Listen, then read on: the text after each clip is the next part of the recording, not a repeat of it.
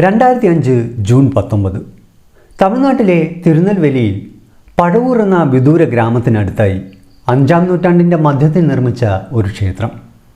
ആ ക്ഷേത്രത്തിലെ പൂജാരിയായിരുന്ന സുന്ദര പട്ടാർ എല്ലാ ദിവസത്തെയും പോലെ തൻ്റെ പതിവ് പൂജാകർമ്മങ്ങൾക്കായി അതിരാവിലെ നട തുറക്കാൻ അവിടേക്ക് എത്തുന്നു.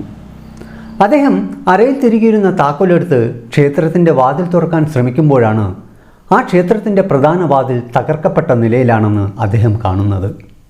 അദ്ദേഹം നിലവിളിക്കാൻ തുടങ്ങി. അധികം വൈകാതെ തന്നെ നിരവധി ഗ്രാമവാസികൾ അവിടെ തടിച്ചുകൂടി. അവിടെ ഉണ്ടായിരുന്ന 13 വിഗ്രഹങ്ങളും നഷ്ടപ്പെട്ടിരിക്കുന്നു എന്ന് അറിഞ്ഞപ്പോൾ എല്ലാവരും ഞെട്ടിത്തെറിച്ചുപോയി. 1 മണിക്കൂറിനുള്ളിൽ തന്നെ പോലീസ് അവിടെ എത്തി. അന്വേഷണത്തിൻ്റെ ഭാഗമായി പോലീസ് നായ്ക്കളെ കൊണ്ടുവന്നു. വിരലടയാള വിദഗ്ധരെ വിളിച്ചു വരുത്തി. എന്നാൽ കള്ളന്മാർ ഈ വിഗ്രഹങ്ങൾ കൊണ്ട് എങ്ങോട്ടാണ് പോയതെന്ന് ആർക്കും ഒരു രൂപവും ഉണ്ടായിരുന്നില്ല. പോലീസിൻ്റെ സംശയങ്ങൾ ചെന്ന് നിന്നത് നിരപരാധിയായിരുന്ന ആ പൂജാരിയിലേക്കായിരുന്നു. എന്നാൽ ഇതേ സമയം ആയിരക്കണക്കിന് മൈലുകൾക്കകലെ അമേരിക്കയിലെ ന്യൂയോർക്കിലെ ഒരു പുരാവസ്തു ഗാലറിയിൽ $2.5 മില്യൺ വീതം വിലയിട്ട് ഇവയെല്ലാം വിൽപ്പനയ്ക്കായി നിരത്തി വച്ചിരിക്കുകയാണെന്ന് അന്ന് പോലീസിന് അറിയില്ലായിരുന്നു.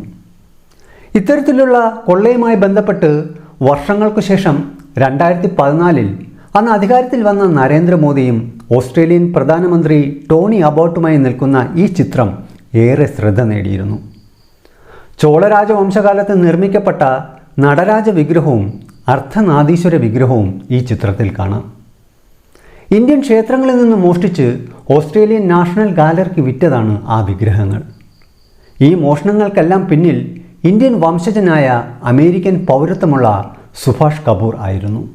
ഇന്ത്യയിൽ നിന്നും ഇത്തരം മൂല്യവത്തായ വിഗ്രഹങ്ങൾ മോഷ്ടിച്ച് വിദേശ രാജ്യങ്ങളിൽ മില്യൺ കണക്കിന് ഡോളറിന് വിറ്റഴിച്ച് ലോകത്തിലെ തന്നെ ഏറ്റവും വലിയ പുരാവസ്തു കള്ളക്കടത്ത് ശൃംഖലകളിൽ ഒന്ന് കെട്ടിപ്പടുത്ത സുഭാഷ് കപൂർ എങ്ങനെയാണ് ഇന്ത്യയിൽ നിന്ന് ഈ മോഷണങ്ങൾ നടത്തിയതെന്നും തുടർന്ന് തമിഴ്നാട് പോലീസിൻ്റെ ഗംഭീരമായ കേസന്വേഷണവുമാണ് നമ്മളിന്ന് ഈ ടെല്ലിംഗ് ഹിസ്റ്ററിയിലൂടെ പരിശോധിക്കുന്നത്. ഈ ചാനൽ ഇപ്പോൾ തന്നെ സബ്സ്ക്രൈബ് ചെയ്തു വെച്ചോളൂ.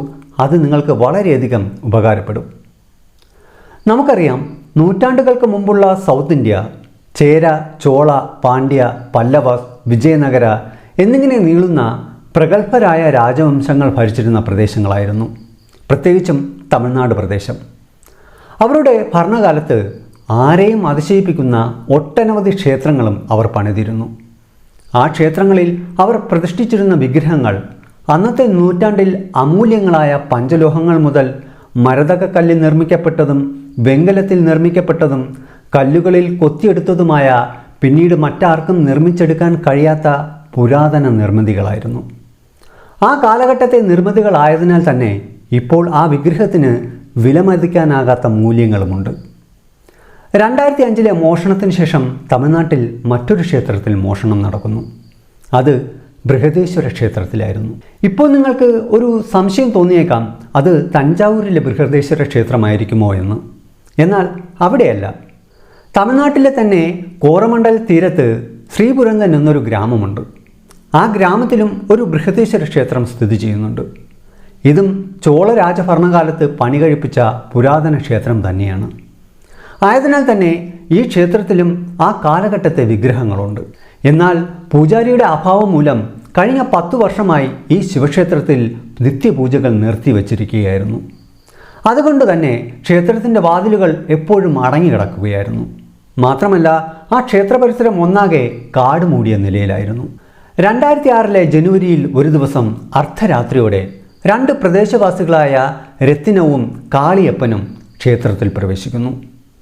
ക്ഷേത്രത്തിനകത്ത് ചോള രാജവംശകാലത്തെ നിർമ്മിക്കപ്പെട്ട 8 വെങ്കല വിഗ്രഹങ്ങളുണ്ടായിരുന്നു. ഇന്ത്യയിലെ ചരിത്രപരമായി ഏറ്റവും മികച്ച കലാസൃഷ്ടികൾ പിറന്ന ഒരു കാലഘട്ടമായിരുന്നു ചോള രാജവംശത്തിൻ്റേത്. അക്കാലത്തെ വെങ്കല വിഗ്രഹങ്ങൾ അവരുടെ കരകൗശല മികവിനും നിർമ്മാണ രീതിക്കും പേരുകേട്ടതാണ്. ഓരോ വിഗ്രഹവും അതുല്യമായ ഓരോ കലാസൃഷ്ടിയായിരുന്നു. ആയതിനാൽ ഇതുപോലുള്ള വിഗ്രഹങ്ങൾ മറ്റൊരിടത്തും കണ്ടെത്താൻ കഴിയില്ല. ഈ 2 കള്ളന്മാർ ആകെയുള്ള 8 വിഗ്രഹങ്ങളിൽ 3 എടുക്കുകയും ആർക്കും യാതൊരു സംശയവും തോന്നാതിരിക്കാൻ ക്ഷേത്രം പഴയതുപോലെ തന്നെ പൂട്ടിയിടുകയും ചെയ്തു. ഈ മോഷണത്തിന് അവരെ പറഞ്ഞുവിട്ട അവരുടെ മുതലാളിയിൽ നിന്ന് അവർക്ക് 2 ലക്ഷം രൂപ ലഭിച്ചു. ഇത്തരം വിഗ്രഹമോഷണങ്ങൾ തടയാൻ 1980 മുതൽ തമിഴ്നാട് പോലീസ് സേനയിൽ ഒരു പ്രത്യേക എൻഫോഴ്സ്മെൻറ്റ് യൂണിറ്റ് പ്രവർത്തിക്കുന്നുണ്ട്. അതാണ് ഐഡിയൽ വിങ്. 5 ലക്ഷം രൂപയിലധികം വിലമതിക്കുന്ന വിഗ്രഹമോഷണ കേസുകളാണ് അവർ കൈകാര്യം ചെയ്യുന്നത്.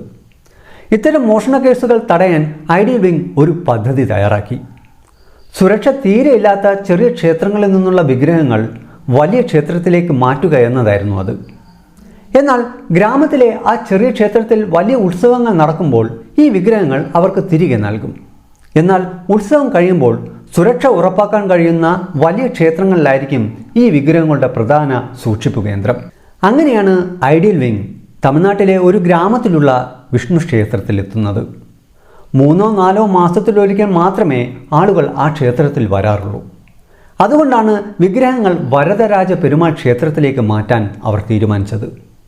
ആരും അറിയാതിരിക്കാൻ വളരെ രഹസ്യമായാണ് ഈ മാറ്റം നടത്തിയത്. എന്നാൽ ഈ വിഗ്രഹങ്ങളുടെ ഫോട്ടോകളോ എണ്ണമോ രേഖകളോ ഒന്നും തന്നെ തയ്യാറാക്കിയില്ല. യാതൊരുവിധ പേപ്പർ വർക്കുകളും ഇല്ലാതെയായിരുന്നു വിഗ്രഹങ്ങൾ മാറ്റിയത്. ഈ മാറ്റത്തിന് ശേഷം ആ പെരുമാൾ ക്ഷേത്രത്തിൽ മൊത്തം 18 വിഗ്രഹങ്ങൾ ഉണ്ടായിരുന്നു. എന്നാൽ ദിവസങ്ങൾക്ക് ശേഷം ആ ക്ഷേത്രത്തിലും മറ്റൊരു മോഷണം നടക്കുന്നു. കള്ളന്മാർ ക്ഷേത്രം മുഴുവനുമായും കൊള്ളയടിച്ചു. തമിഴ്നാട്ടിലെ ഈ ഗ്രാമത്തിൽ ആദ്യത്തെ മോഷണം നടക്കുന്നത് 2006-ലാണ്. രണ്ടാമത്തെ മോഷണം 2 വർഷങ്ങൾക്ക് ശേഷം അതേ ഗ്രാമത്തിൽ തന്നെ പെരുമാൾ ക്ഷേത്രത്തിലും നടക്കുന്നു. ആദ്യത്തെ മോഷണത്തെക്കുറിച്ച് ആരും അറിഞ്ഞില്ല. രണ്ടാമത്തെ മോഷണവും അപ്പോൾ ആരും അറിഞ്ഞില്ല. കുറച്ച് ദിവസങ്ങൾക്ക് ശേഷം ക്ഷേത്രത്തിൻ്റെ വാതിലുകൾ തുറന്നപ്പോൾ ഗ്രാമവാസികൾ ഒന്നടക്കം ഞെട്ടിപ്പോയി. ആ ക്ഷേത്രത്തിൽ ഉണ്ടായിരുന്നതും ചെറിയ ക്ഷേത്രത്തിൽ നിന്ന് സൂക്ഷിക്കാനായി കൊണ്ടുവച്ചിരുന്ന എല്ലാ വിഗ്രഹങ്ങളും മോഷ്ടാക്കൾ കൊള്ളയടിച്ചിരിക്കുന്നു. വലിയ ക്ഷേത്രത്തിൽ മോഷണം നടന്നാൽ ചെറിയ ക്ഷേത്രത്തിൻ്റെ അവസ്ഥ എന്തായിരിക്കുമെന്ന് അന്വേഷണ ഉദ്യോഗസ്ഥർ ചിന്തിച്ചു. ഇതോടെ 2 കേസുകൾ രജിസ്റ്റർ ചെയ്തു. എന്നാൽ ഐഡിയൽ വിങ്ങിൻ്റെ പക്കൽ കൃത്യമായ വിഗ്രഹങ്ങളെക്കുറിച്ചുള്ള ഫോട്ടോകളോ രേഖകളോ ഇല്ലാതിരുന്നതിനാൽ ആ അന്വേഷണം എങ്ങും എത്തിയില്ല. എന്നാൽ ഈ കേസിലെ നായകനായ ഒരാൾ ഈ കേസുകളെല്ലാം അന്വേഷിക്കുന്നുണ്ടായിരുന്നു. അതാണ് DSP സെൽവരാജ്. കഴിഞ്ഞ 18 മാസമായി അദ്ദേഹം പോലീസിൻ്റെ ഐഡിയൽ വിങ്ങിൽ ജോലി ചെയ്യുകയായിരുന്നു. എന്നാൽ ഈ ഐഡിയൽ വിങ് ഒരു മികച്ച പോസ്റ്റിംഗ് ആയിരുന്നില്ല. പോലീസ് ഉദ്യോഗസ്ഥരെ സംബന്ധിച്ചിടത്തോളം ഇതൊരു ശിക്ഷാ നടപടികളുടെ ഭാഗമായ പോസ്റ്റിംഗ് ആണ്. സർക്കാരിന് താല്പര്യമില്ലാത്ത പോലീസ് ഉദ്യോഗസ്ഥരെയാണ് ഈ വകുപ്പിലേക്ക് മാറ്റുന്നത്. മാത്രമല്ല ഈ വകുപ്പിനെ സർക്കാരും അത്ര ഗൗനിച്ചിരുന്നില്ല. ആയതിനാൽ തന്നെ 2009 കാലഘട്ടമൊക്കെ ആയപ്പോഴേക്കും ഈ വകുപ്പിൽ ആകെ 9 പോലീസ് ഉദ്യോഗസ്ഥർ മാത്രമേ ഉണ്ടായിരുന്നുള്ളൂ. ഇതിൽ നിന്ന് തന്നെ ഈ വകുപ്പിൻ്റെ ശോചനീയാവസ്ഥ നമുക്ക് മനസ്സിലാക്കാം. എന്നാൽ DSP സെൽവരാജ് തൻ്റെ ജോലിയിൽ ആത്മാർത്ഥമുള്ളവനായിരുന്നു. ആദ്യ നടപടിയായി ആ പ്രദേശത്തെ കുപ്രസിദ്ധ മോഷ്ടാക്കളെ ചോദ്യം ചെയ്യാൻ അദ്ദേഹം തീരുമാനിക്കുന്നു. അദ്ദേഹത്തിൻ്റെ അന്വേഷണത്തിൽ പ്രധാനമായും 2 പേരുകൾ ഉയർന്നു വന്നു: രത്തിനം, ശിവകുമാർ. പോലീസ് അവരുടെ ഫോണുകൾ ചോർത്തുകയും സംശയം തോന്നിയതിനാൽ അവരെ നിരീക്ഷിക്കാനും തുടങ്ങി. അവർ ഭാരമുള്ള വസ്തുക്കളുമായി തമിഴ്നാട്ടിലെ ഗ്രാമങ്ങളിൽ നിന്ന് ഇടയ്ക്കിടെ ചെന്നൈയിലെത്താറുണ്ടെന്ന് വ്യക്തമായി. DSP സെൽവരാജ് അവരുടെ കോളുകൾ നിരന്തരം നിരീക്ഷിച്ചു. ആ സംഭാഷണത്തിൽ നിന്ന് ഒരു പേര് ആവർത്തിച്ച് പരാമർശിക്കുന്നുണ്ടായിരുന്നു. അത് കേരളത്തിൽ നിന്നുള്ള പുരാവസ്തു ആർട്ട് സാധനങ്ങൾ ശേഖരിച്ച് വിൽപ്പന നടത്തുന്ന സഞ്ജീവ് അശോകൻ എന്നയാളുടേതായിരുന്നു. തമിഴ്നാട്ടിലെ ചെന്നൈയിലെ പാരീസ് കോർണറിൽ ഒരു പുരാവസ്തു ഗാലറി നടത്തുകയായിരുന്നു അദ്ദേഹം. മാത്രമല്ല ചെന്നൈയിൽ ഒരു ആഡംബര വീടും കൊടൈക്കനാലിൽ ഒരു റിസോർട്ടും അദ്ദേഹത്തിനുണ്ട്. സഞ്ജീവി അശോകന് യാതൊരു ക്രിമിനൽ റെക്കോർഡുകളും നിലവിലില്ല. എന്നാൽ ഒരു വലിയ തലവനില്ലാതെ ആ പ്രാദേശിക മോഷ്ടാക്കൾ ഇത്തരമൊരു മോഷണം നടത്താൻ സാധ്യതയില്ല. എന്തായാലും ഈ മോഷണ വസ്തുക്കൾ ശേഖരിക്കാൻ ഒരാളുണ്ടാകുമല്ലോ. അത് ചിലപ്പോൾ സഞ്ജീവി അശോകൻ ആയിരിക്കുമോ എന്ന് DSP സെൽവരാജ് ഉറച്ചു വിശ്വസിച്ചു. മോഷ്ടിക്കപ്പെട്ട വിഗ്രഹങ്ങൾ കൈമാറുന്നതിനിടെ സഞ്ജീവി അശോകനെ കൈയോടെ പിടികൂടാൻ സഹായിക്കുന്ന ഒരു നിർണായക വിവരം ഒടുവിൽ സെൽവരാജിന് ലഭിച്ചു. താൻ നോട്ടമിട്ടിരിക്കുന്ന ആ 2 കള്ളന്മാരെ നിരീക്ഷിച്ചാൽ സഞ്ജീവി അശോകനിലേക്ക് തന്നെ എത്തിക്കാൻ കഴിയുമെന്ന പ്രതീക്ഷയിൽ DSP സെൽവരാജ് ആ 2 കള്ളന്മാരെയും പിന്തുടർന്നു. ഒരു ദിവസം ആ 2 കള്ളന്മാർ രാത്രി ബസ്സിൽ ചെന്നൈയിലേക്ക് എത്തുന്നു. അവരുടെ കൈകളിൽ ഭാരമുള്ള വസ്തുക്കളുള്ള ഒരു ചാക്കുണ്ടെന്ന് സെൽവരാജ് ശ്രദ്ധിച്ചു. അവർ ആ ഭാരമുള്ള ചാക്ക് താങ്ങിപ്പിടിച്ച് ആളൊഴിഞ്ഞ ഒരു പ്രദേശത്തേക്ക് മാറി നിൽക്കുന്നു.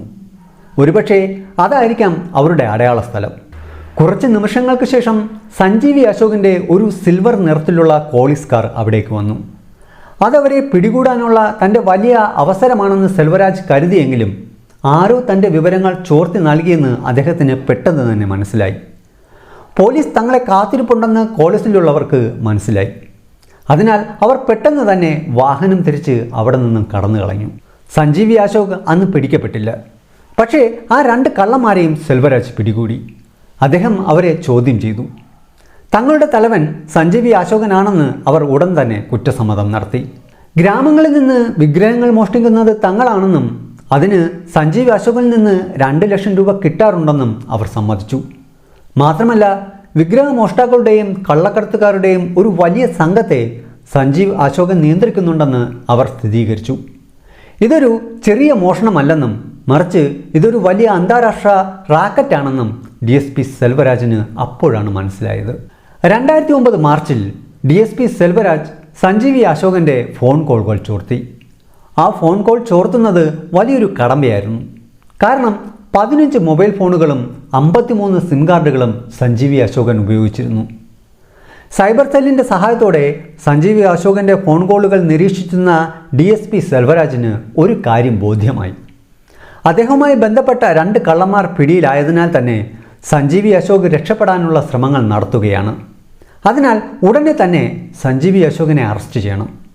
അതിനായി DSP സെൽവരാജ് കോടതിയിൽ നിന്നും അറസ്റ്റ് വാറണ്ട് വാങ്ങി ചെന്നൈയിലുള്ള സഞ്ജീവി അശോകിൻ്റെ വീട്ടിലെത്തിയപ്പോൾ ആ വീട്ടിന് മുന്നിൽ ആ സിൽവർ കളർ കോളിസ് കാർ കിടപ്പുണ്ട്.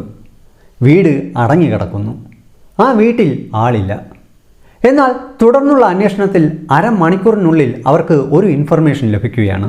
സഞ്ജീവി അശോക് ചെന്നൈയിലെ ഡൊമസ്റ്റിക് ഫ്ലൈറ്റ് വഴി കേരളത്തിലെ കൊച്ചിയിലേക്ക് പോയിരിക്കുകയാണ്. അങ്ങനെ DSP സെൽവരാജും ടീമും ഉടൻ തന്നെ റോഡ് മാർഗം കൊച്ചിയിലേക്ക് തിരിച്ചു. മുതിർന്ന ഒരു ഉദ്യോഗസ്ഥരെയും വിശ്വാസമില്ലാതിരുന്നതിനാൽ തന്നെ ഇത്തവണ തൻ്റെ കൂടെയുള്ള ടീമിനെ അല്ലാതെ മറ്റാരെയും വിശ്വസിക്കേണ്ടെന്ന് സെൽവരാജ് തീരുമാനിച്ചു. ആയതിനാൽ ഉയർന്ന ഉദ്യോഗസ്ഥരെ ഒന്നും അറിയിക്കാതെയായിരുന്നു സെൽവരാജ് ഈ ദൗത്യത്തിന് ഇറങ്ങി തിരിച്ചത്. റോഡ് മാർഗം പുറപ്പെട്ട അവർ രാത്രി മുഴുവൻ യാത്ര ചെയ്ത് കൊച്ചിയിലെത്തി. കേരള പോലീസിൻ്റെ സഹായത്തോടെ സഞ്ജീവി അശോകൻ താമസിക്കുന്ന കൊച്ചിയിലെ ഹോട്ടൽ കണ്ടുപിടിക്കുകയും സഞ്ജീവി അശോകനെ അറസ്റ്റ് ചെയ്യുകയും അദ്ദേഹത്തിൻ്റെ എല്ലാ ഇലക്ട്രോണിക് ഉപകരണങ്ങളും ഹാർഡ് ഡിസ്കുകളും ഫയലുകളും പോലീസ് പിടിച്ചെടുക്കുകയും ചെയ്തു. എന്നാൽ ലാപ്ടോപ്പും ഫയലുകളും പരിശോധിച്ചപ്പോൾ എല്ലാം ശൂന്യമായിരുന്നു. അതിലെ വിവരങ്ങളെല്ലാം മായ്ച്ചു കളയുകയോ നശിപ്പിക്കുകയോ ചെയ്തിരിക്കുന്നു. അതിനാൽ ആരാണ് ഈ റാക്കറ്റിനു പിന്നിലെന്ന് തെളിയിക്കാൻ അദ്ദേഹത്തിൻ്റെ പക്കൽ യാതൊരു തെളിവും ഉണ്ടായിരുന്നില്ല. എന്നാൽ DSP സെൽവരാജ് വെറുതെ ഇരുന്നില്ല. സഞ്ജീവി അശോകൻ്റെ ചെന്നൈയിലെ പുരാവസ്തു ഗാലറിയും ഗോഡൗണും റെയ്ഡ് നടത്തി. അവിടെ നിന്ന് നിരവധി വിഗ്രഹങ്ങൾ കണ്ടെടുക്കാൻ സെൽവരാജിന് കഴിഞ്ഞു. എന്നാൽ സഞ്ജീവി അശോക് ഈ വിഗ്രഹങ്ങൾ എങ്ങോട്ടാണ് കയറ്റി അയക്കുന്നതെന്നോ അയാൾക്ക് എങ്ങനെയാണ് പണം ലഭിക്കുന്നതെന്നോ ഈ റാക്കറ്റിന് പിന്നിലെ യഥാർത്ഥ സൂത്രധാരൻ ആരാണെന്നോ പോലീസിന് യാതൊരു അറിവും ഉണ്ടായിരുന്നില്ല. ഒടുവിൽ തുടർന്നുള്ള കർശന ചോദ്യം ചെയ്യലിൽ ഈ റാക്കറ്റിൻ്റെ യഥാർത്ഥ സൂത്രധാരൻ്റെ പേര് സഞ്ജീവി അശോകൻ വെളിപ്പെടുത്തി. സുഭാഷ് കപൂർ എന്ന വിദേശി. ഇന്ത്യൻ വംശജനും അമേരിക്കൻ പൗരത്വമുള്ള സുഭാഷ് കപൂർ അമേരിക്കയിൽ ഇരുന്നു കൊണ്ടായിരുന്നു ഇന്ത്യയിലെ പുരാതനവും അമൂല്യമായ ക്ഷേത്രങ്ങളിലെ വിഗ്രഹക്കൊള്ള നിയന്ത്രിച്ചിരുന്നത്. 1949 ഡൽഹിയിൽ ജനിച്ചു വളർന്ന സുഭാഷ് കപൂറിന് ഈ മേഖലയിലേക്ക് കടന്നു വരാൻ പ്രചോദനമായത് അദ്ദേഹത്തിൻ്റെ കുടുംബം തന്നെയായിരുന്നു. അദ്ദേഹത്തിൻ്റെ പിതാവ് പർഷോത്താറാം കപൂർ 1962 പഹാഡി ചിത്രങ്ങളും ഹിമാലയൻ പ്രദേശങ്ങളിൽ നിന്നുള്ള കലാസൃഷ്ടികളും വിൽക്കുന്ന ഒരു ഗാലറി സ്ഥാപിച്ചു. ഈ കലാസൃഷ്ടികൾ കണ്ടെത്താൻ പർഷോത്താം തൻ്റെ സ്വാധീനങ്ങളും വ്യക്തിബന്ധങ്ങളും ഉപയോഗിച്ചു. പിന്നീട് അദ്ദേഹം തൻ്റെ മക്കളെയും അതിൻ്റെ രീതികൾ പഠിപ്പിച്ചു. 1974 തൻ്റെ 25ാമത്തെ വയസ്സിൽ സുഭാഷ് കപൂർ അമേരിക്കയിലേക്ക് പോയി. അവിടെ അദ്ദേഹം ഒരു ചെറിയ കച്ചവടക്കാരനായി മാറി. പശ്ചിമ ബംഗാളിലെ ചന്ദ്രകുട്ട് പോലെയുള്ള ഉപേക്ഷിക്കപ്പെട്ട പ്രദേശങ്ങളിൽ നിന്നും ലഭിക്കുന്ന ടൊറോക്കോട്ടോ കരകൗശല വസ്തുക്കൾ അദ്ദേഹം അമേരിക്കയിൽ അനധികൃതമായി വിൽക്കാൻ തുടങ്ങി. അന്ന് നമ്മുടെ രാജ്യത്ത് അത്തരം കടത്തുകൾ തടയാൻ കർശനമായ നിയമ സംവിധാനങ്ങൾ ഉണ്ടായിരുന്നില്ല. സുഭാഷ് കപൂർ പശ്ചിമ ബംഗാളിൽ നിന്ന് ഈ കലാസൃഷ്ടികൾ അനധികൃതമായി കുഴിച്ചെടുത്ത് അമേരിക്കയിൽ വിൽപ്പന തുടങ്ങി. ഒരു ചെറിയ പുരാവസ്തു കരകൗശല വിൽപ്പനക്കാരനായിരുന്ന സുഭാഷ് കപൂർ പുതിയൊരു അന്താരാഷ്ട്ര കള്ളക്കടത്ത് സാമ്രാജ്യം തന്നെ കെട്ടിപ്പടുക്കാൻ തുടങ്ങിയിരുന്നു. ഈ ലോകത്ത് നിലനിൽക്കാൻ നിയമസാധുതയും വിശ്വാസ്യതയും ആവശ്യമാണ്. ഇക്കാര്യത്തിൽ സുഭാഷ് കപൂർ വളരെ ബുദ്ധിമാനായിരുന്നു. ന്യൂയോർക്കിലെ മെട്രോപൊളിറ്റൻ മ്യൂസിയം ഓഫ് ആർട്ടിന് അദ്ദേഹം ചില പുരാതന കലാസൃഷ്ടികൾ സമ്മാനമായി നൽകാൻ തുടങ്ങി. ഇത്തരത്തിൽ വലിയ മ്യൂസിയങ്ങളുമായി നല്ല ബന്ധം സ്ഥാപിച്ചാൽ തനിക്കും തൻ്റെ മകൾക്കും ഭാവിയിൽ അത് ഉപകാരപ്പെടുമെന്ന് അദ്ദേഹം കണക്കുകൂട്ടി. എന്നാൽ സുഭാഷിൻ്റെ ജീവിതത്തിലെ വഴിത്തിരിവ് സംഭവിക്കുന്നത് 2 വർഷങ്ങൾക്ക് ശേഷം 1976 മാഡിസൺ അവന്യൂവിലെ 89ാമത്തെ സ്ട്രീറ്റിൻ്റെ മൂലയിലായി അദ്ദേഹം ആർട്ട് ഓഫ് ദി പാസ്റ്റ് എന്ന പേരിൽ സ്വന്തമായി ഒരു ഗാലറി തുറന്നു. മെട്രോപൊളിറ്റൻ മ്യൂസിയം ഓഫ് ആർട്ട് പോലുള്ള വലിയ മ്യൂസിയങ്ങൾക്ക് വളരെ അടുത്തായിരുന്നു ഈ ഗാലറി. ഇതോടെ ന്യൂയോർക്കിലെ ഉന്നത സമൂഹങ്ങളിലേക്ക് സുഭാഷ് കപൂർ പ്രവേശിക്കുകയായിരുന്നു. 1995 ആയപ്പോഴേക്കും ന്യൂയോർക്കിലെ മാൻഹട്ടിൽ സുഭാഷ് കപൂറിന് സ്വന്തമായി മറ്റൊരു പുരാവസ്തു ആർട്ട് ഗാലറി കൂടി ഉണ്ടായിരുന്നു. സിഡ്നി പോലുള്ള നഗരങ്ങളിൽ അദ്ദേഹം വലിയ പ്രദർശനങ്ങൾ സംഘടിപ്പിച്ചു. എന്നാൽ പിന്നീട് അദ്ദേഹം ചെറുകിട പുരാവസ്തു വ്യാപാരങ്ങളല്ല നടത്തിയിരുന്നത്. 2007 12ാം നൂറ്റാണ്ടിലെ 35 കോടി വിലമതിക്കുന്ന ചോള വെങ്കല വിഗ്രഹങ്ങളുടെ ഇടപാട് അദ്ദേഹം നടത്തി. ഈ ചോള കാലഘട്ടത്തെ വിഗ്രഹങ്ങൾ എവിടെ നിന്നാണ് അമേരിക്കയിൽ എത്തിയതെന്ന് ഞാൻ പ്രത്യേകിച്ച് പറയണ്ടല്ലോ. നമ്മൾ നേരത്തെ പറഞ്ഞ ആ തമിഴ്നാട് ക്ഷേത്രങ്ങളിൽ നിന്ന് മോഷ്ടിക്കപ്പെട്ട അതേ വിഗ്രഹങ്ങളായിരുന്നു അവ. വാങ്ങുന്നയാൾ 35 കോടി രൂപ മൂല്യമുള്ള അമേരിക്കൻ ഡോളർ നൽകാൻ മടിച്ചു നിൽക്കുകയാണെങ്കിൽ ഇടപാട് കൂടുതൽ ആകർഷകമാക്കാൻ സുഭാഷ് കപൂർ മറ്റൊരു വിഗ്രഹം കൂടി അതിനോടൊപ്പം സൗജന്യമായി നൽകിയിരുന്നു. ബിസിനസ് ഇടപാടുകൾ നടത്തുന്നതിനായി അയാൾ മോഷ്ടിച്ച സാധനങ്ങൾ വിൽക്കുകയും അതിനായി വ്യാജരേഖകളും വ്യാജ കഥകളും മെനങ്ങിയിരുന്നു. സുഭാഷ് കപൂർ ന്യൂയോർക്കിലെയും ലോകമെമ്പാടുമുള്ള പ്രമുഖരുമായി ബന്ധം സ്ഥാപിച്ചിരുന്നു. അതിനാൽ താഴെത്തട്ടിൽ നിന്ന് തനിക്ക് വേണ്ടി യഥാർത്ഥത്തിൽ ജോലി ചെയ്യാൻ കഴിവുള്ള ഒരാളെ അയാൾക്ക് ആവശ്യമായിരുന്നു. തൻ്റെ ഗാലറിയിൽ വിൽക്കാനുള്ള അമൂല്യമായ പുരാവസ്തുക്കൾ എത്തിക്കാൻ കഴിവുള്ള ഒരാൾ. ആ വ്യക്തിയായിരുന്നു സഞ്ജീവി അശോകൻ. ഈ വിഗ്രഹങ്ങളുടെ മൂല്യവും പ്രാദേശിക കഥകളും ജീവൻ പണയപ്പെടുത്തിയും ക്ഷേത്രങ്ങളിൽ നിന്ന് മോഷ്ടിക്കാൻ തയ്യാറുള്ള കള്ളന്മാരെ കണ്ടെത്തുന്നതിലും സഞ്ജീവ് അശോകൻ മിടുക്കനായിരുന്നു. അങ്ങനെയാണ് ക്ഷേത്ര കള്ളന്മാർക്കും ന്യൂയോർക്കിലെ ഉന്നതർക്കുമിടയിലുള്ള ഒരു പാലമായി സഞ്ജീവ് അശോകൻ മാറുന്നത്. സുഭാഷ് കപൂറിൽ നിന്ന് സഞ്ജീവ് അശോകന് ധാരാളം പണം ലഭിച്ചു. ഈ മോഷണത്തിലൂടെ ഇരുവരും വലിയ ആഡംബര ജീവിതം നയിച്ചു. എന്നാൽ തമിഴ്നാട്ടിലെ തങ്ങളുടെ പൈതൃക സ്വത്തുക്കൾ നഷ്ടപ്പെടുന്നതിൽ ആശങ്കയായ ഒരാൾ തങ്ങളെ നിരീക്ഷിക്കുന്നുണ്ടെന്ന് അവർ അറിഞ്ഞിരുന്നില്ല. അത് കാർഗോ ഷിപ്പിംഗ് വിദഗ്ധനായിരുന്ന എസ് വിജയകുമാർ ആയിരുന്നു. അദ്ദേഹം എഴുതിയ ദ ഐഡിയൽ തീഫ് എന്ന പുസ്തകത്തിൽ ഈ കാര്യങ്ങൾ വളരെ വ്യക്തമായി വിവരിക്കുന്നുണ്ട്. തമിഴ്നാട്ടുകാരനായ അദ്ദേഹം രാജ്യത്തെ ക്ഷേത്രങ്ങളിൽ നിന്നുള്ള മോഷണങ്ങൾ ട്രാക്ക് ചെയ്യുന്നതിൽ അതീവ താല്പര്യം കാണിച്ചു. അദ്ദേഹം ഇന്ത്യ പ്രൈഡ് പ്രോജക്റ്റ് എന്ന പേരിൽ സന്നദ്ധ പ്രവർത്തകരുടെ ഒരു സംഘം രൂപീകരിച്ചു. എവിടെയൊക്കെയാണ് മോഷണം നടക്കുന്നത്, ആ വിഗ്രഹങ്ങൾ ഏത് കാലഘട്ടത്തെയാണ് പ്രതിദാനം ചെയ്യുന്നത്, അവയുടെ മൂല്യം എത്രയാണ് തുടങ്ങിയ എല്ലാ വിവരങ്ങളും ഈ സംഘം കണ്ടെത്തി. തുടർന്ന് വളരെ വിചിത്രമായ ഒരു രീതി അവർ ശ്രദ്ധിച്ചു. ക്ഷേത്രങ്ങളിൽ നിന്ന് വിഗ്രഹങ്ങൾ മോഷ്ടിക്കപ്പെടുന്നു. കൃത്യം കുറച്ച് മാസങ്ങൾക്ക് ശേഷം ഈ വിഗ്രഹങ്ങൾ മാൻഹട്ടിലെ പ്രശസ്ത ആർട്ട് ഗാലറിയിൽ പ്രത്യക്ഷപ്പെടുന്നു. 2010 സുഭാഷ് കപൂറിനെ കുറിച്ച് വിജയകുമാറിന് ഒരു രഹസ്യ വിവരം ലഭിച്ചതോടെയാണ് ഈ അന്വേഷണത്തിൽ വലിയൊരു വഴിത്തിരിവുണ്ടാകുന്നത്.